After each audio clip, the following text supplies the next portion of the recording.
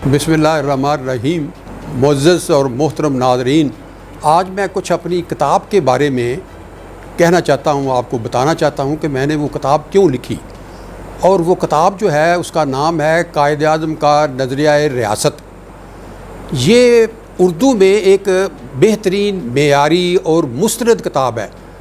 आप ये सोच रहे होंगे कि ये जो लिखने वाला मुसन्नफ़ है ये ख़ुद ही अपनी किताब की तारीफ़ कर रहा है। तो मैं ये समझता हूँ कारी तो बाद में पढ़ता है ना, पहले जो मुसन्नफ़ लिखता है उसको मालूम होता है कि उसने क्या लिखा है। तो मैंने ये कायद-ए-आज़म के ऊपर किताब लिखने से पहले कुछ करीबन 40 किताबें पढ़ी। मैंने पूरी तहकीक की, और तहकीक जो है वो उन हवालों के साथ की कि जो कायद-ए-आज़म के करीब थे।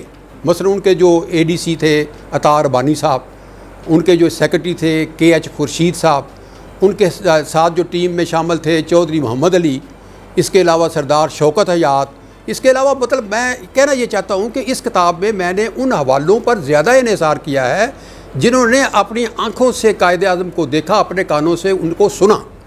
और ये बाद में जो किताबें लिखी गई हैं वो ज़ाहिर है कि ज़्यादातर क़ियास राई उनको मैं कह सकता हूँ कि उन्होंने किसी से बात सुन के लिख दी, लेकिन मैं डायरेक्ट सोर्स पे गया हूँ। तो इस लिहाज से ये किताब जो है कायद-ए-आज़म का नज़रिया रियासत, वो एक मुनफरद और मुस्तरद किताब है, क्योंकि इसके हवाले जो है ना वो बिल्कुल मुस्तरद हैं और मुनफरद हैं। और मैंने बिल्कुल ये कोशिश की है कि अल्लाह को हाज़िर नाज़िर जानकर नेक नीयत के साथ कायद-ए-आज़म की जो शख्सियत है, जो उनकी सियासत है, जो उनका नज़रिया है, जो उनका किरदार है, जिस किस्म का वो पाकिस्तान बनाना चाहते थे, जो उनकी पाकिस्तान की तहरीक है, उसको मैं ये कहता हूँ कि जो उनका सियासी सफ़र था, और फिर गवर्नर जनरल बनने के बाद जो 1 साल उन्होंने जिस तरीके से एडमिनिस्ट्रेशन चलाई पाकिस्तान की, मैं उसको पूरी ईमानदारी के साथ उसमें बयान कर दूँ। आप दोस्त सब जानते हैं कि उर्दू में आला मेयार की किताबें मुस्तनद हवालों के साथ बहुत कम लिखी गई हैं, और ये बड़ी बदकिस्मती की बात है। अंग्रेज़ी में आपको बहुत अच्छी अच्छी किताबें मिलेंगी, लेकिन उर्दू में तहकीकी किताबें बहुत कम हैं। उस लिहाज से मैं ये समझता हूँ कि जो तालिब इल्म कायद-ए-आज़म की शख्सियत को समझना चाहते हैं, उनके नज़रिया को जानना चाहते हैं, उनके जो इंटेग्रिटी है उसके बारे में जानना चाहते हैं, उनके करैक्टर के बारे में जानना चाहते हैं, उनके एडमिनिस्ट्रेशन के बारे में जो जानना चाहते हैं, उनकी जो पूरी स्ट्रगल है, तो ये किताब वो एक मुकम्मल तारीख़ है उनकी, बचपन से ले कर उनकी रहलत तक। मैंने इस किताब में, हालांकि ज़्यादा सफ़े नहीं है, मेरा ख्याल है कोई 300 साढ़े 300 सफ़े की ये किताब है, लेकिन जब आप पढ़ेंगे तो आपको पता चलेगा कि वाकई ये एक बहुत अच्छी कावश है। अपने तौर पर जितनी अल्लाह ताला ने मुझे सलाहियत दी थी उसके मुताबिक मैंने पूरी कोशिश की है कि कायद-ए-आज़म की असल जो तस्वीर है वो अवाम तक पहुँच जाए, क्योंकि बहुत सारी चीज़ें जो हैं उसमें इंटेलेक्चुअल डिसऑनेस्टी भी हुई है। लोगों ने अपने अपने एजेंडे के मुताबिक कायद-ए-आज़म को शेप अप करने की, उनको मेकअप करके पेश करने की कोशिश की है, जिसकी वजह से कायद-ए-आज़म के जो असल नज़रियात हैं, तसव्वुरात हैं, वो कहीं छुप गए हैं और आज हम मुश्किलात का शिकार हो रहे हैं।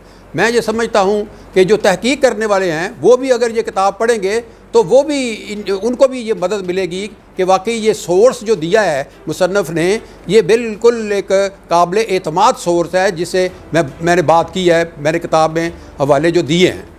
तो मैं बिल्कुल दिली शुक्रिया अदा करना चाहता हूँ फ़र्क सुहेल गोविंदी साहब का, कि जो जमहूरी पब्लिकेशंस के ओनर हैं, और उनकी जो जनरल मैनेजर हैं मिसबा सरफराज साहबा, उनका भी मैं शुक्रिया अदा करना चाहता हूँ कि उन दोनों ने इस किताब में बड़ी दिलचस्पी ली। ज़ाहिर है कि कायद-ए-आज़म की किताब थी, हमारे मौसल की किताब थी, हमारे बानी की किताब थी, उस कायद की किताब थी कि जिन्होंने हमें आज ये पाकिस्तान लेके दिया, और उनकी वजह से आज हम एक आज़ाद फ़ज़ा में आज़ादी के साथ ज़िंदगी बसर कर रहे हैं। जबकि हमारे ही मुसलमान भाई हिंदुस्तान में आप देखें कि दूसरे दर्जे के बिल्कुल जबर, तशद्दुद और खौफ के आलम में रह रहे हैं। तो मैं गुजारिश करना चाहता हूँ, अगर आप तालिब इल्म हैं तो ये किताब पढ़ें, अगर आप मुहक्कक हैं तो ये किताब पढ़ें, अगर आप कायद-ए-आज़म से कामयाबी के गुर सीखना चाहते हैं तो ये किताब पढ़ें, अगर आप कायद-ए-आज़म जैसा लीडर बनना चाहते हैं तो ये किताब पढ़ें। ये किताब आपको कभी मायूस नहीं करेगी, क्योंकि उसमें मैंने उनकी जो शख्सियत के मुख्तलिफ़ पहलू हैं, मुख्तलिफ़ जो जिहतें हैं, गवर्नर जनरल की हैसियत से, एक लीडर की हैसियत से, पहले वो जब उन्होंने سیاست شروع کی کانگریس سے، اس کا ذکر ہے. اس سے پہلے جب وہ لندن میں پڑھتے تھے، ہاں جو طالب علم وہ دیکھ سکتے ہیں کہ انہوں نے تعلیم کیسے حاصل کی، اور تعلیم کے دوران ایسے زبردست واقعات میں نے ان کو اس میں سمیٹا ہے، شامل کیا ہے کہ آپ سب لوگ جو بھی پڑھیں گے وہ لازمی طور پر خوش ہوں گے. میں نے اس میں ایک جو خصوصی چیپٹر ہے، جو بہت ہی اہم چیپٹر ہے، وہ یہ ہے کہ یہ عام طور پر یہ ایک کنٹروورسی میں سمجھتا ہوں کہ پاکستان میں چلتی رہی ہے کہ قائد اعظم کا نظریہ ریاست کیا تھا. کیا وہ ایک اسلامی پاکستان بنانا چاہتے تھے، یا جمہوری پاکستان بنانا چاہتے تھے، یا جیسے لوگ کہتے ہیں جی سیکولر پاکستان بنانا چاہتے تھے؟ تو یہ اس کے اوپر میں نے پوری توجہ کے ساتھ لکھا ہے، اور میں اس نتیجے پہ پہنچا ہوں قائد اعظم نے کبھی اپنی زندگی میں سیکولر کا لفظ استعمال نہیں کیا.